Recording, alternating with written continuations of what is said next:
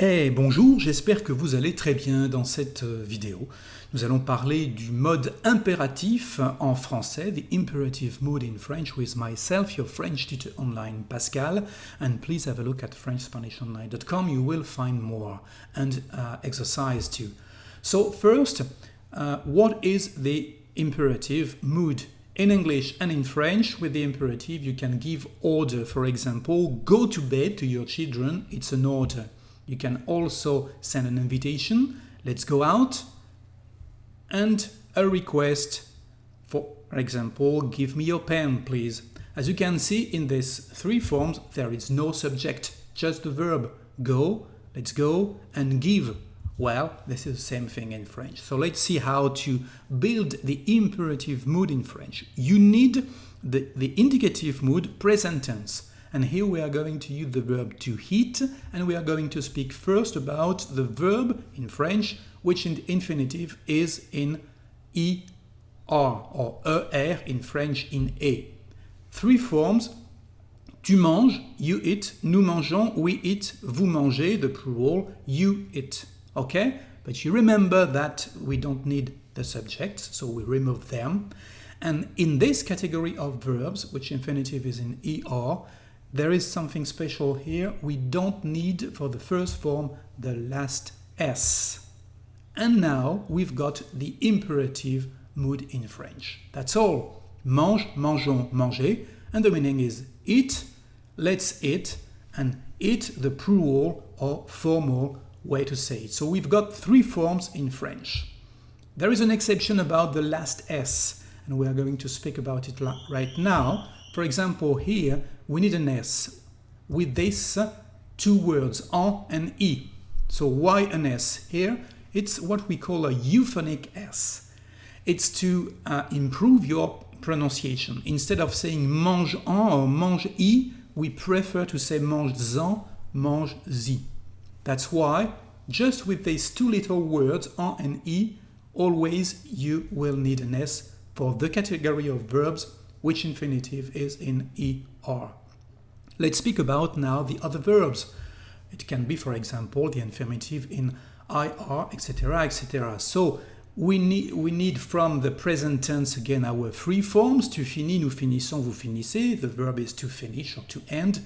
You don't need the subject, so we remove them. And here we don't touch the final S of the first form. And we've got the imperative mood. Fini, finissons, finissez, the meaning is finish or end. Let's end, let's finish, and finish. Okay? And it's like that for all the other verbs in French. We've got some irregular verbs. We are going to speak about two, very common because it's the verb to be, être. Here, the verb être does not come from the present tense of the indicative mood, but from the subjunctive mood. And you say sois, the first form, soyons, the second, and soyez, the third. Be nice, please. Sois gentil, s'il te plaît. Sois gentil. Let's be nice. Soyons gentils. Okay? And the same thing for the verb avoir, to have or to get, coming from the subjunctive mood. Est, ayons, ayez. Okay? And we've got more on my website if you want to have a look. Let's speak now about the reflexive verbs. You remember that here we've got the form actually.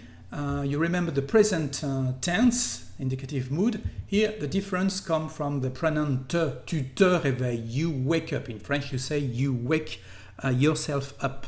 Tu te réveilles.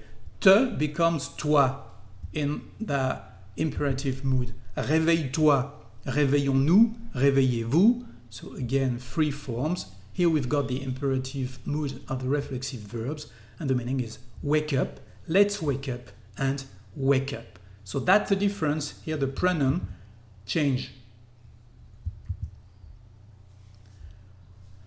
To finish, let's speak about an expression. In English, for example, you can just say go to someone. In French, it's not possible. The verb to go, the verb aller, doesn't like to be alone. So to translate go, if you know the person, you're going to say vas-y. And always with the small word I, vas-y, and again the S at the end of the verb.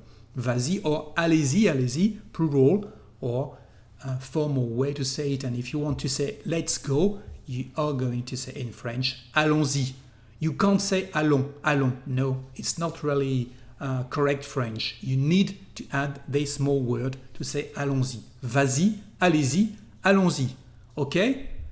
Allez, vas-y, maintenant c'est fini. Alors au revoir et bon français. The next lesson about the imperative, we are going to speak about the negative form.